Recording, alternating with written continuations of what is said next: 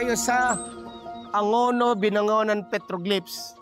Angono dahil ito ay nadiskubre ni Botong Francisco, ang ating isa sa national artist from Angono.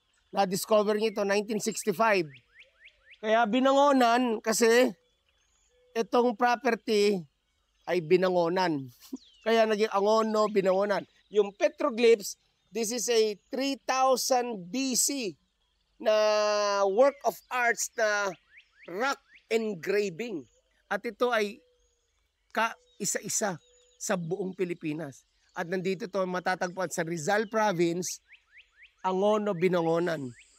So gumawa sila ng tunnel, siguro mga 50 meters, 100 meters going there sa loob.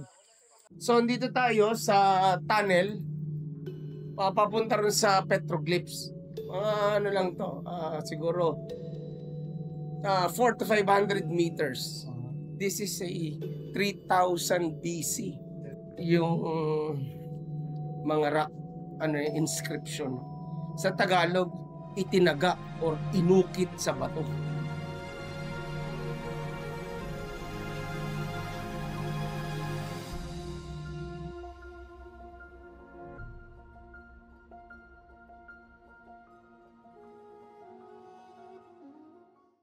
The Angono Petroglyphs is a highly significant cultural landmark because it is the oldest known work of art in the Philippines. It is included in the list of National Cultural Treasure of Country and World Inventory of Rock Art. It was also declared as one of the most imperiled historic site in the world by the World Monument Watch. Human and animal figures are engraved on the rock wall made of volcanic tuff.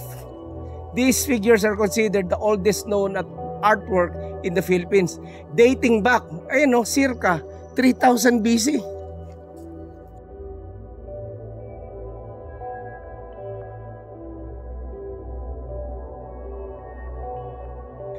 Okay, ito yung platform. So from here hanggang doon, yung cave. Parang dalawa yung butas. May maliit, may malaki. Kasi according to Dr. Comandante, pag sacred ka, yung pasukan, mababa kasi yuyuko ka. Sign of respect. Then paglabas, okay lang, mas malaki.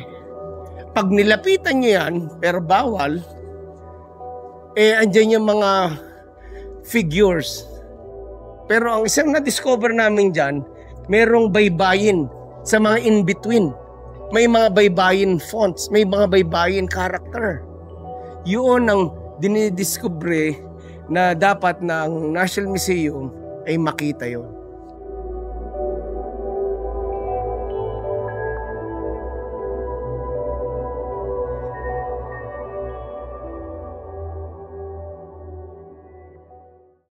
So ito ngayon, yung palabas ng tunnel. Galing tayo sa loob, tapos mamaya doon din tayo sa labas nung pinakita natin. So medyo madilim, syempre. Pero pag maka-light tayo rito, makikita natin. So napakalaki siya. In fact, kasyang sasakyan dito Kasyang sasakyan. At ang gumawa nito, by the way, mga miner na galing pa sa Baguio. Diba, merong mines bureau, may mining sa Baguio. Sila ang tumibag nito para magkaroon ng daan papunta dito sa petroglyphs at ito rin ang labasan.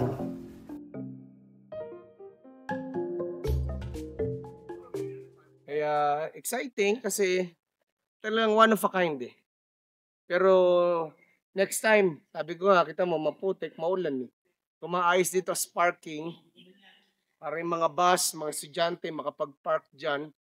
Kasi hindi ka talaga makakapunta rito na magkukumit ka. Kailangan meron kang sasakyan, private car, or bus, or mga tourist bus para pumunta rito. Lalo na yung mga nag-field trip. Dito kayo pumunta. Pumunta kayo sa petroglyphs, pumunta kayo sa National Museum, andun ang baybayin, gallery, permanent, National Archive, National Library. Yung ating mga educational tour, dapat doon natin dinadala. At kung sasadyain mo naman, Rizal Province, dito tayo sa Angono, Binangonan Petroglyphs ng National Museum. So magandang umaga. Thank you very much. Jay Inahe. Baybayin, buhayin. Baybayin, buhayin.